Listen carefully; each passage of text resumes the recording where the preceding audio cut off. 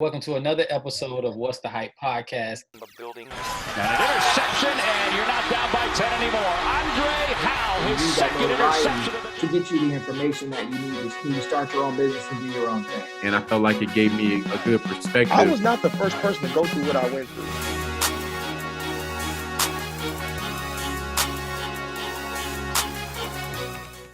Welcome to another episode of What's the Hype podcast. I'm your host, Jeff Pope, a.k.a. the Pod Disciple.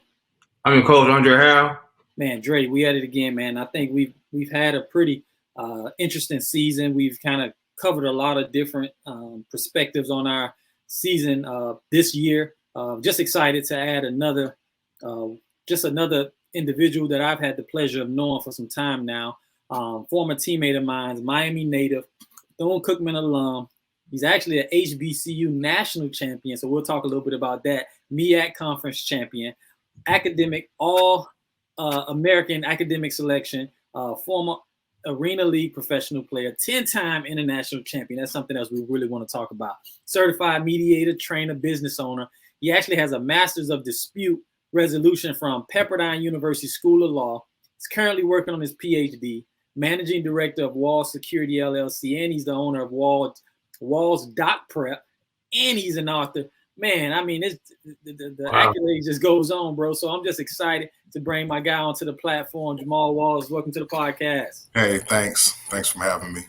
Man, it's a pleasure to have you. On our platform. Our podcast is really about just sharing stories and journeys of individuals that that have had experience in the sports industry and wherever that may have taken them, but been able to share their ups and their downs, their journeys to really go beyond the hype. So we love to have individuals like yourself on the platform that use sports to help them get to the next place in their lives and leverage that and continue to build. So, man, with that being said, Jaermal, we just like to bring you on, and start from the beginning. Tell us a little bit about where you're from and what it was like for you growing up there. Yes, thank you so much once again for, giving me the platform to speak. But yeah, so I was born and raised in Opelika, Florida, here in Miami, Florida. I'm the middle of two other children. I got an older brother and a younger sister. So, we pretty much grew up in, some impoverished conditions. But, and nonetheless, it never stopped me from achieving what I wanted to achieve academically or in the sports. So, I just started off young playing at Bunch Park for the Cowboys.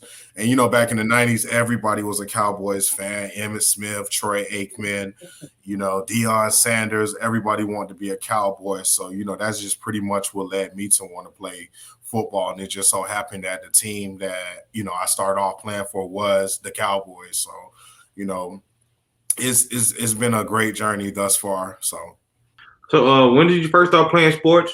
Which sport did you play? And who inspired you early on? Right. So I started playing in 1996. I was 9 years old. So I didn't play Pee-wee. I jumped right into 85-pound, football. And for me, it was new. And I was inspired, like I said, by the Dallas Cowboys because I grew up watching, Emmitt Smith, Michael Irvin, and watching those type of guys. And, it inspired me. And I asked my dad one day after watching a football game, I said, hey, could you sign me up for football? He was like, hey, you sure you want to play football? Like, when you play football, you play football. You don't just go out there and, just score a touchdown or run. You're going to get hit. You're going to get tackled. It's a different game. But, I was willing to play. So he signed me up for the first time. And, I started off playing offensive line, defensive line when I was younger. And, it just evolved over the years to something great.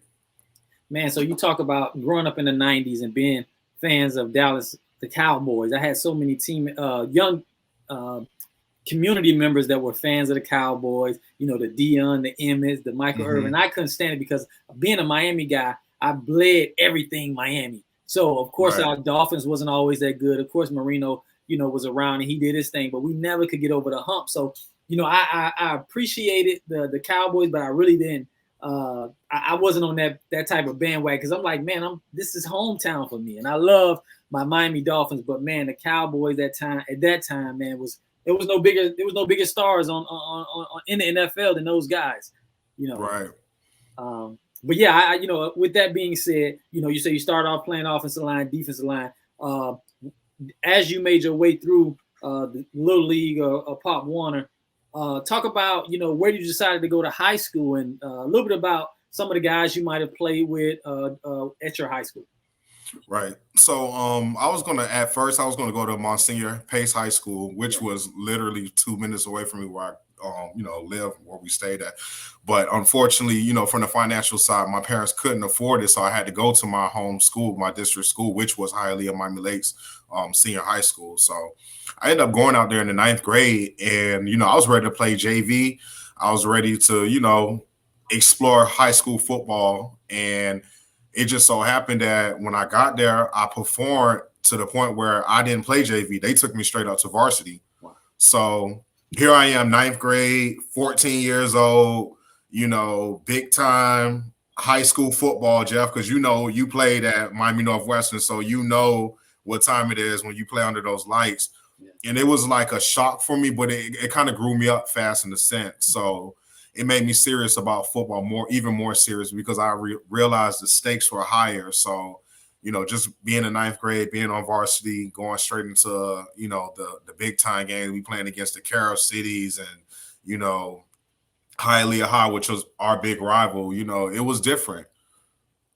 So, Dre, let me give you just a little backstory on this. Just kind of, when you talk about Miami, there's some powerhouses, some traditional powerhouses.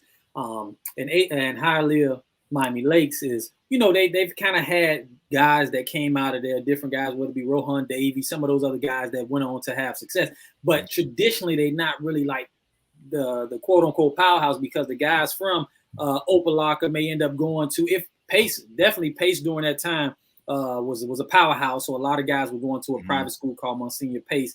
That's where Kayvon Webster went, and DeMarcus Van Dyke. Those guys went there. But if they don't go there, they'll find their way either at Carol City or find their way at Central or Northwestern. So HML typically, really wasn't known for just having like a powerhouse. But just talk about some of those guys, because I know the Armando Allens and Thad Lewis. Just kind of talk about how, what that was like, kind of, playing with those guys and what you guys were able to do there. Right. So when those two guys came in, it was a game changer, because just as you mentioned, the previous years that I was there, we weren't that good. So we got a new coach that came in, and he brought in his quarterback, which was Thaddeus Lewis. And he came from Booker T. Washington High School. We had Armando Allen as well. So, that span from 2003 to 2005, that's when we started winning games. So it was different. We were able to actually run the football. We were actually able to pass the football with those two guys. And, both of them went on later on to play in the NFL. Thaddeus played almost 7 or 8 seasons as a quarterback, even started a few games. Mm-hmm. And, Armando went on to play with Chicago, I believe it was. He played at the University of Notre Dame. And, I think it was the Bears he played for as well. So, it was different, when we played, and we went to the state Final Four that year. And we eventually lost to the eventual state champion, which was Miami Killian. And they had some, solid dudes. I'm talking Demetrius Morley, who was the top safety almost in the state of Florida, and Dwight Lee at running back. And they had one of our former teammates, Antoine Cox, playing corner. So, they had some pretty good stud athletes. We couldn't get over the hump. But playing with those guys and being a part of something special like that was, one for the ages, just something to remember. Absolutely. That had a little stint with the Texans too, before I got there, but he had a little stint at the Texans. That man, he found a way to stick around, man. He had some great opportunities. Started Buffalo, he did good. I actually ran into him. We scrimmaged them in San Francisco my first year, and just had the opportunity. He was just coming off he was injured, but had the opportunity to talk with him, man. He was able to stick around, man. Like, I'm always proud to see guys take advantage of like opportunities that necessarily, because he didn't have the height. He didn't have the size, typically to kind of play that position, but he found a way to stick around. Yeah, he had a great work ethic. One thing about him, he was definitely a film guy, and he definitely was an after hours guy. So he stood around the facility, and he made it happen. So like I said, when we was there, he made us better, because we didn't have that kind of caliber quarterback or running back system when we played. So they definitely did some different things, and then it eventually led to some professional contracts. So just thankful for that. Well, talk about your recruiting process, and did you have any offers? Yeah, so recruiting for me was a little different than it was for a lot of other kids. Um, as I mentioned, so when our coach came in to Hialeah Miami Lakes, he was not big on guys really going on to the next level. It was more of a system. You come in, you make plays, and you play accordingly, and then after that, that was it. So for me, I took the untraditional route. I didn't have any offers, and if I did, at the time, our coach he was actually throwing away our college offers and actually turning away scouts. Wow. And eventually, I wrote a book about it. It's called Life After Lakes: A Dream Deprived, and the book is actually on Amazon. You could download it through the Kindle app, or you could purchase it and download it to your software smartphone. But I actually wrote a story about that. And, it was difficult for us because a lot of guys could have really played the game at the next level when it came to Division I college or Division II or just at any level. But there was just a philosophy of, come in, help us win. And then when it's over with, they kind of push us to the side.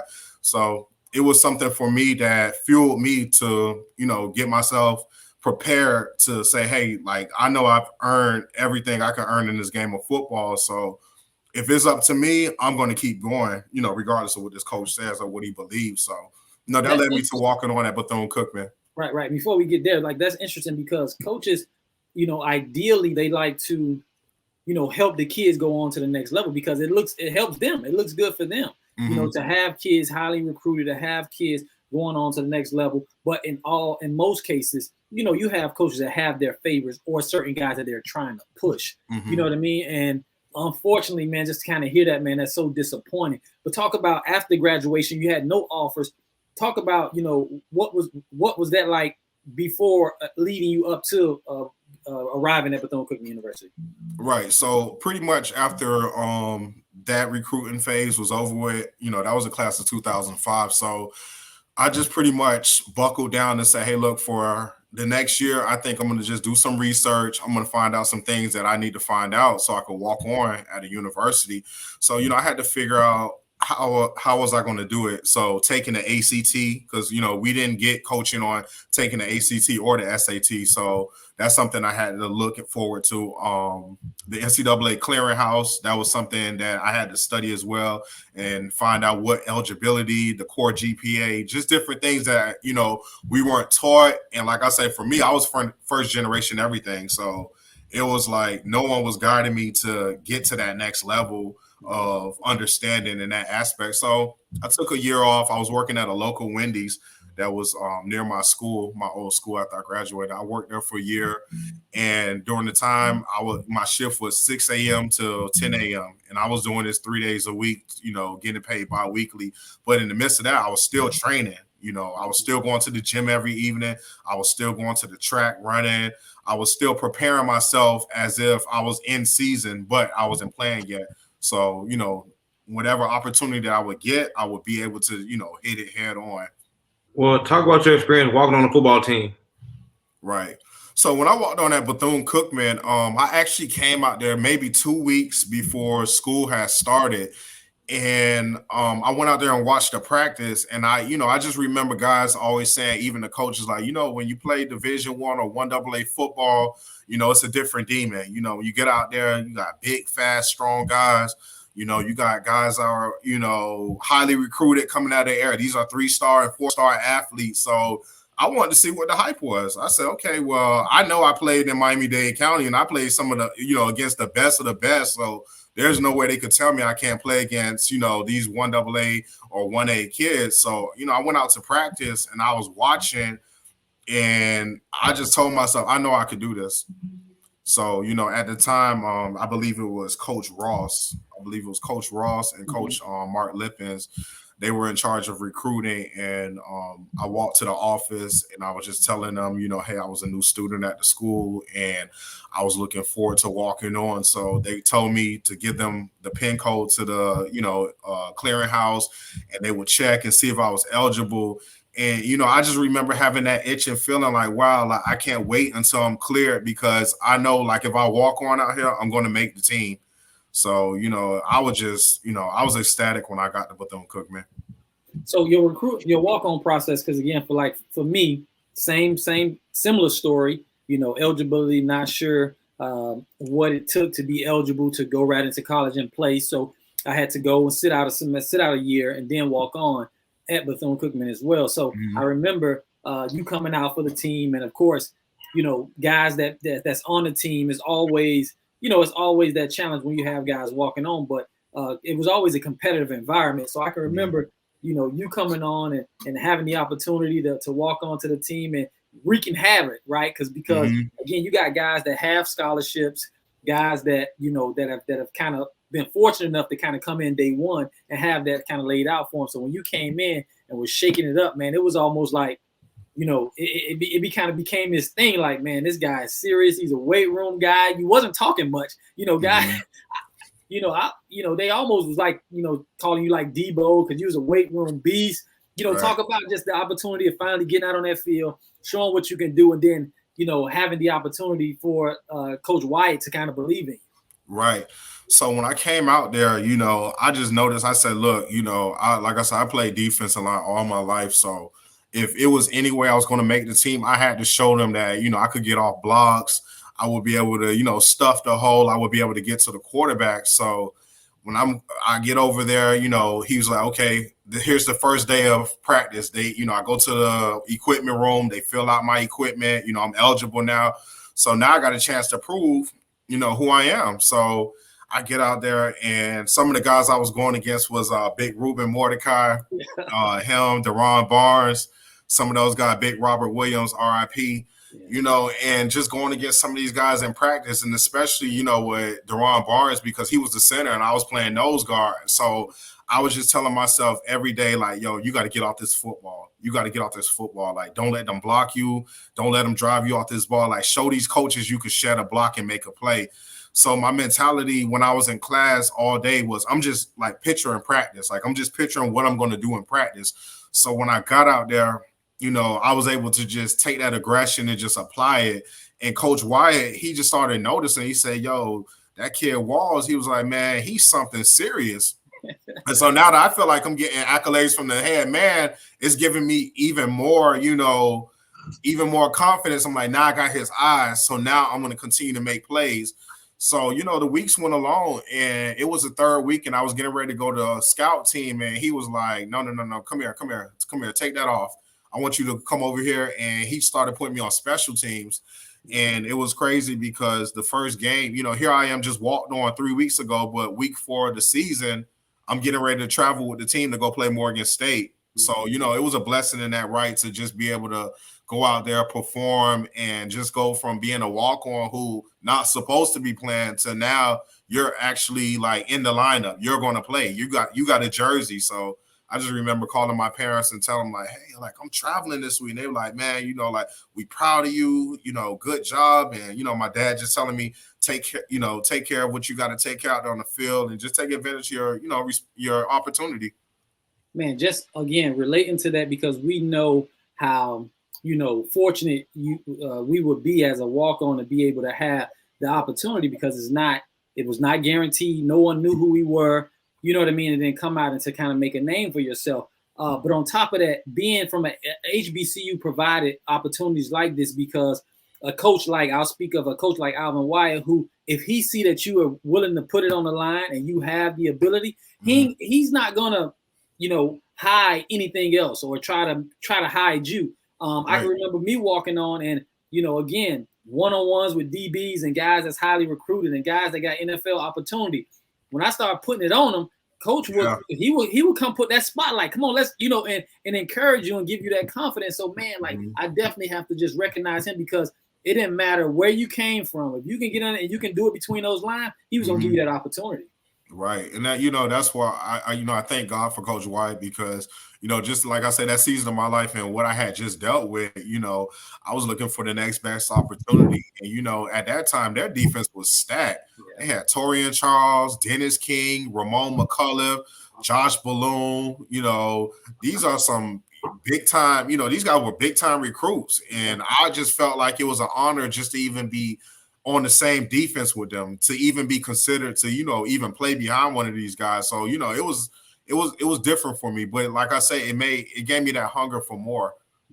Well, talk about your individual and team success during your time at Bethune-Cookman. Speak on the success once Coach Jenkins arrived, conference championship, APU national championship, etc.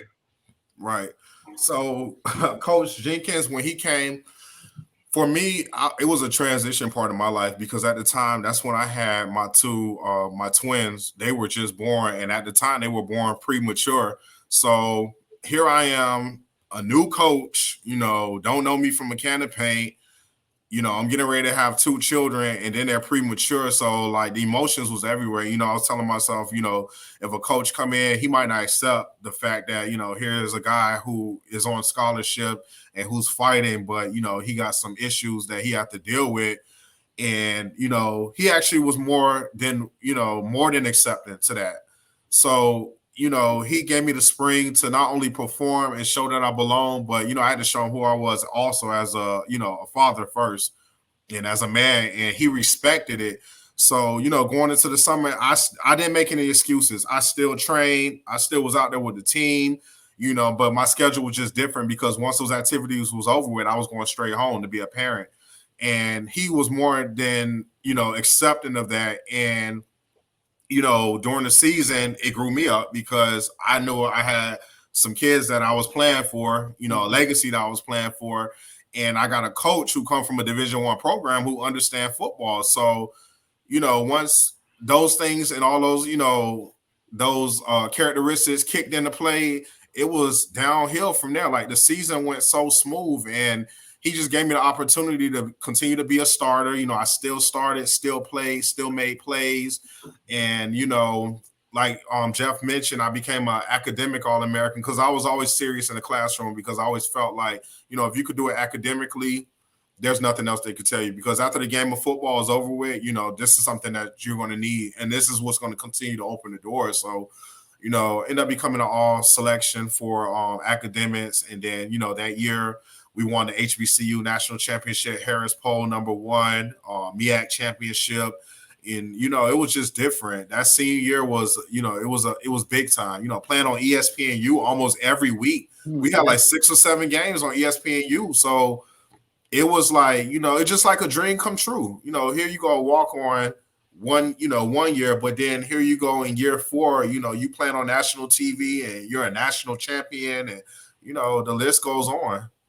I mean, I can remember watching it, and I've had several of your fellow teammates on the platform, and I can remember watching you guys and how dominant you guys was. It was almost like, man, like so proud because I seen all you guys come through the process and dominating, playing on ESPN. I was jealous in a way, like, man, I wish I had the opportunity, but you guys took that spotlight and ran with it. So as I mentioned, several of your guys and teams I've had that went on and played at the NFL level. You talk about Ryan Davis and Gene Fenor, Ryan Lewis, all these guys had that opportunity.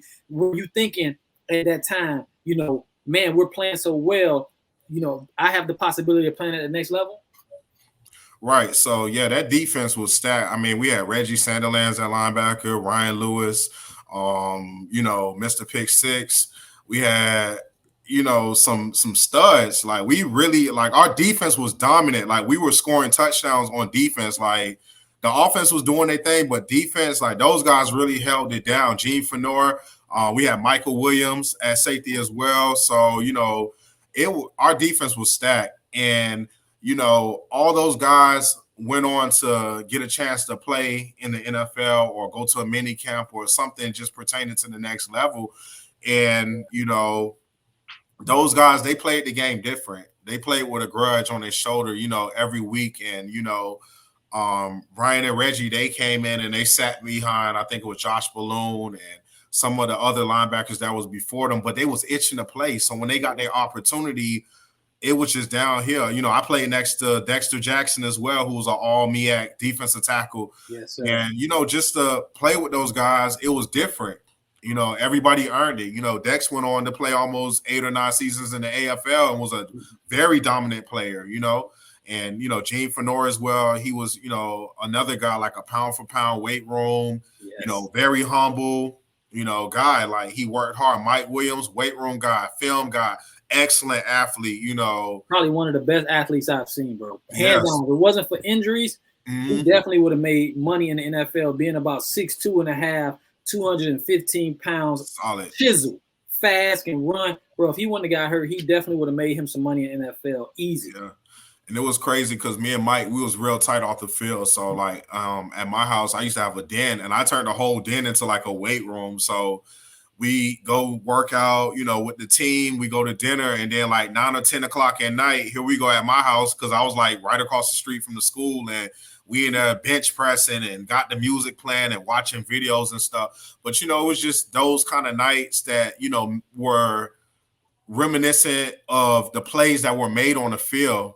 This is why he was making those kind of plays. This is why I was stuffing the run, and that's something that Coach Wyatt fell in love with. So that boy could stuff a run. He could stuff the run, and it made it easy for our linebackers to flow because those years they had almost 100 tackles. They were all MEAC selections. Defensive Player of the Year. Nominees, like they did their thing out there. So it was just a blessing just to play. And like I say, for all of them to go on and get a professional stint somewhere was just an honor because it was, it's something that, was really destined for all of them. So after graduation, where did football lead you? Right. So after graduation, I graduated from Bethune in May 2012 with my bachelor's in criminal justice. So right after that, maybe a month and a half after that, I ended up signing my first arena contract. I was playing in the Lone Star Football League for the Rio Grande Valley Magic. So, I had just graduated, and here I go signing my first Arena Pro contract and played with them for they were already in season. So I came with 7 games left in the season plus the playoffs. We ended up going to the championship game my first year. We ended up losing to the eventual champion, the Amarillo Venom. But, it was just a great experience, but it gave me the hunger for more. The following season, I ended up signing with the Columbus Lions, and I think that's where life really turned because I ended up suffering a torn ACL and a broken fibula in the first day of practice. So that's something that kind of set me back. And at the time, I was 26 years old, and the facilities with arena teams aren't like how the NFL or the CFL are. So, pretty much you get one of those injuries, it's looked at as, man, this might be career threatening if you don't get the right, treatment, the right rehabilitation. So I ended up missing an entire season. And, it was devastating at the time. It was devastating at the time because I had put so much work into, getting there. And I had told myself now that I've graduated, I got a clean slate to just think about football. But then, you get that kind of setback in it, it just kind of made me revisit some other things. So as you mentioned, kind of, you had the opportunity to play, and then the Lone Star football then with Columbus. Kind of talk about, ultimately, did you play any more years with the Arena League? And what was that opportunity? How did the opportunity present itself as it relates to the international football? Right. So after Columbus, I spent another season rehabilitating. So 2015, I went back into the Arena League, and I played actually a full season. And this time it was still in Rio Grande Valley, but this time it was with the Soul, and that was the X League at the time.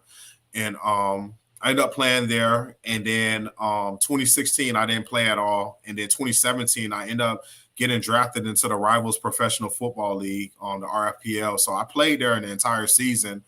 Top defensive lineman, led the league with 14.5 tackles for a loss. And that's pretty much got my gears back grinding and got me back into the flow of football. And I ended up playing there for a season. And then the next season, I was going to sign with Arena, but I didn't. So that's when I got into international play. I started playing with Team America, which is out of East Preps. And this guy, he's also the owner of the FCS Bowl and the Tropical Bowl for Division I athletes. So it's, like a high school to pro pipeline. So we started traveling internationally, playing from, South Beach, Florida, down here to Toronto, and then down in Cancun, Mexico, and then down in San Jose, Costa Rica, and just playing, a round robin, a season, 4 games every year. And I had started doing that since 2019. I'm still doing that to this day. And it's just been a blessing. I was fortunate to win 10 of those bowl games, only lost 1 of them.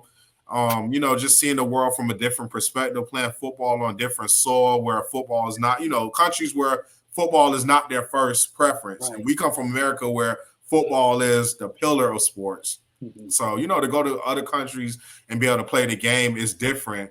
And this, it's been a blessing, and it's been like an eye opener just to see life, from a different perspective, and, how you're looked at in other countries when it comes to this game of football. So, it was different, but it's a blessing. You're talking about a kid that's from Opelika, Miami, inner city, being able to travel the world, playing football, doing something you love. And like you said, it's opening your exposing you to things. One thing I like to say is exposure lead to expansion, right? A lot of times we know people that never left their block, right? Never left their community or within that radius in which they operate, but being able to see life from a different perspective, man, it just really opened the world up to you. So I can just imagine just the type of opportunity and the type of thought process that you have to be able to experience these different things and playing still the game that you love at that level. Right. Yeah. Definitely, like you mentioned, like being from Opelika and, growing up the way we did. And like I said, we did grow up rough, but, my parents eventually made the adjustment and, just pillars in the community now, just with their testimonies of where they've been and, where it led us. And, like I say, when I'm on these flights and, I get off and I'm on, I'm in Canada, like it's different. Like, wow, like how do we get here? And when you're in Costa Rica and they don't speak, English is not their first language, but they realize what you're there for. And, you're there to play football. So it's different, different kind of kids, a different kind of fan base. It's definitely a culture shock, and it's definitely a blessing. Walk us through a transition from playing professionally to entering the workforce. Definitely. So, just as I mentioned with the academics, like I've always known, like, football is not going to last forever. Mm-hmm. And there's just a lot of things that I became interested in. And, the law was one of them. So, I end up, like I say, graduating with my bachelor's from Bethune-Cookman. And I also end up getting my master's in criminal justice administration from Bethune-Cookman. And, I always tell myself that I will always love to open up like a professional security firm, an agency to, staff security in different places. Because, sometimes when you hear about security, people think like, oh, there's this guy 6'7", 300 pounds with, a tight shirt on that says security going across the chest. And, it's much deeper than that when you get into the philosophy of security and, the world we live in now, how you need protection. So, I always want to be a part of that and be able to staff, different people with, security solutions. And that's just one of the businesses. And, also mediation. I went to the Pepperdine School of Law, the Strauss Institute for Dispute Resolution. I ended up getting my master's from them as well in mediation and arbitration. I got my own mediation and arbitration practice as well. It's something that's growing daily, something that's expanding. And, we need more peacemakers in the world.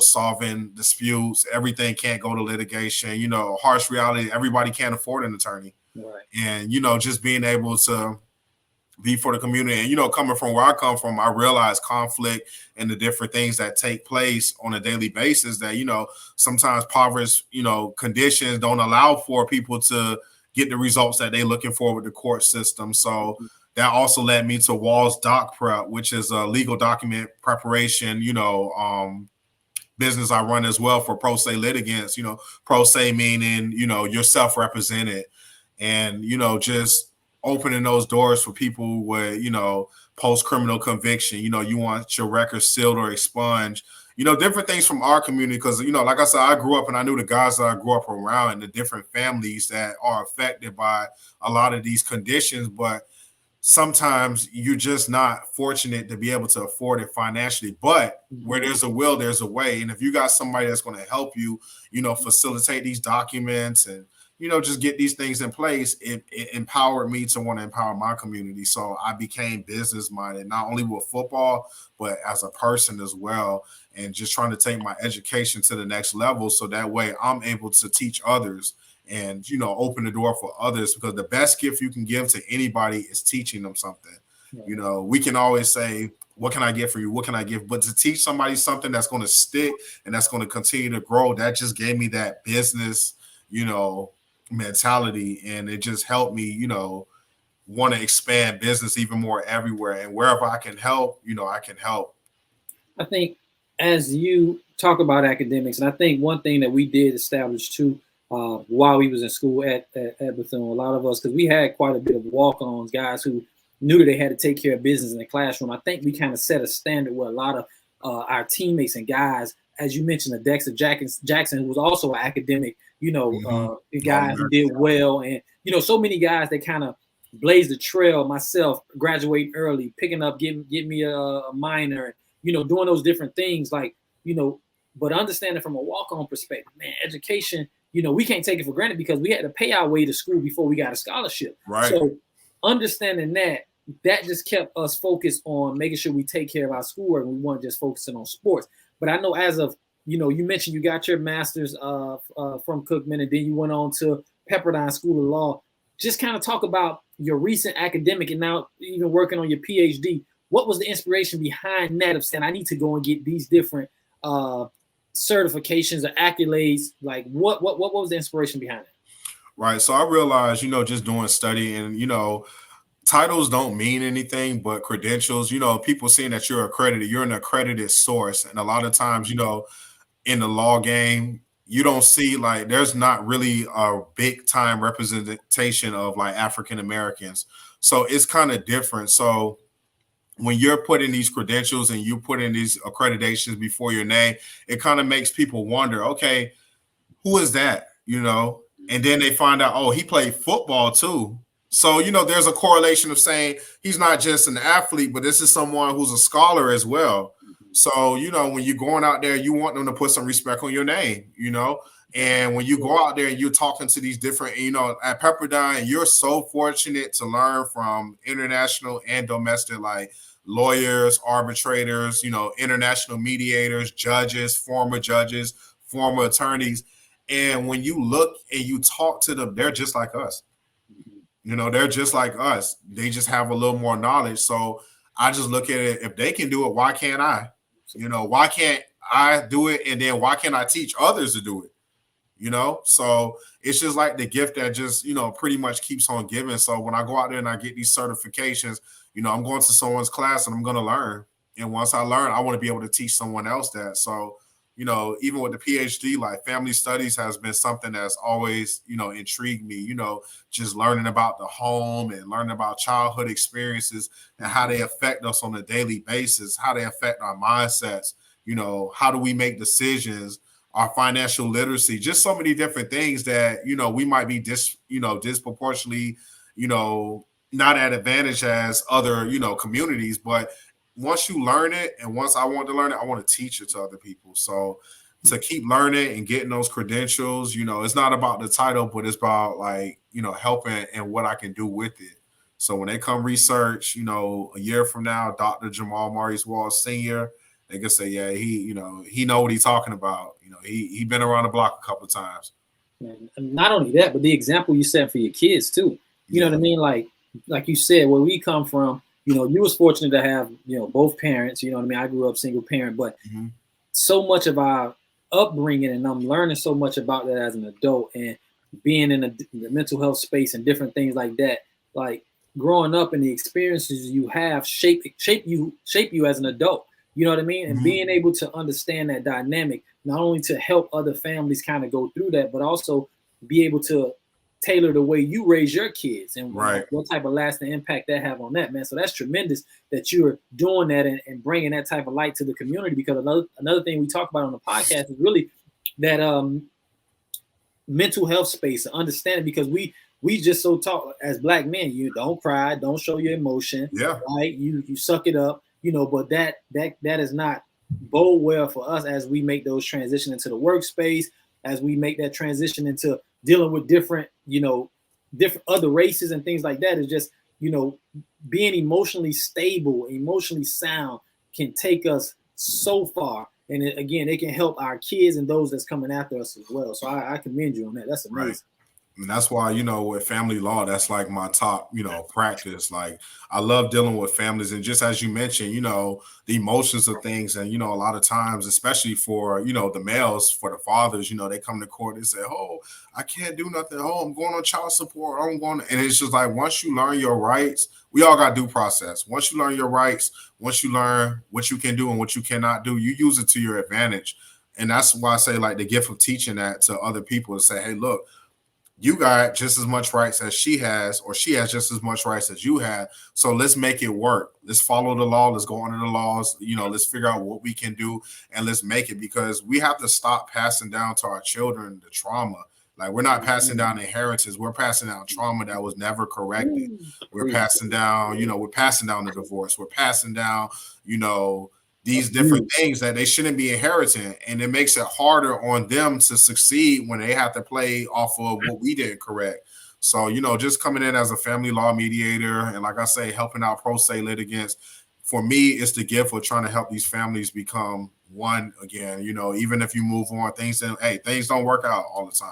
But at the same time, let's put ourselves in the best position for our kids to be able to, be the best that they can be, because they're going to be parents one day. They're going to be husbands. They're going to be wives. They're going to have children. So, it's just something to think about. By far, definitely be your greatest investment for sure, man. So talk about your business and what you do today. Yeah, so my business, like I say, I run 3 businesses. So some days I'm just gassed. I'm just exhausted. But, I was fortunate enough with Wall Security to be partnering with my lady, Shanika Regis. She helps me run the day-to-day ops, operations and taking care of payroll and different things. And, we just making it work. She was already a business owner, been in the skincare business for about 8 years now. So she's pretty much, teaching me in this business world, because, this was my first business. So I'm learning a lot as we go. Daily operations, every day is something different, whether you're dealing with an employee, a client, whatever, it's just something different, every day. But, still got to balance that out with school, still got to balance that out with parenthood. So, it's just trying to make it work, So you added author to your resume. You kind of briefly talked a little bit about the book. Can you kind of tell us a little bit, again, the title and more so about the premise of the book? Right. So Life After Lakes, A Dream Deprived was actually written by me and another walk-on who played with us, Ricky Richards. We wrote this book back in 2015. And it basically talked about, us growing up in Opelika and the school that we went to, and then the hardships that we had to, deal with when it came to trying to play the game of football. And then also at the same time, we're chasing a dream, but at the same time, some of the conditions we had to go back to. And then it also gives, a depiction of, like I mentioned earlier with the coach, with, throwing stuff in the garbage and turning scouts away and stuff, and how that affect us. So you can actually check the book out. Like I said, it's on Amazon, Life After Lakes, A Dream Deprived. It's an ebook. You can download it to your tablet. If you have an iPhone, whatever, you could, download it. But it's a great read. So, it just gives that inspiration to other kids that, hey, look, in the midst of all these situations and, circumstances, you can still go on. You can still go on to be the best version of yourself. So it's something, if anybody want to check out, Life After Lakes, A Dream Deprived. Definitely check that out, man. Definitely check that. I'm definitely going to check that out myself as well. What is your ultimate goal? Ultimate goal at the end of the day is just to have these businesses set up, for my children, so I could teach them, and, to be, a pioneer in the community, and just be able to, people, when they hear Walls, when they hear Jaermal Walls, for them to know that that's a person that loves to help. That's a person who's for the community, who's for the people. And, just let them know, like, hey, look, those conditions that I came from, I want every child to know, look, no matter what happened to you in your childhood, no matter what happened to you with your coach, no matter what happens, even in your adulthood, you still got a chance to get it right. Like, you still can redeem yourself. I graduated with my bachelor's when I was 23, but I didn't go back and get my master's until I was 32.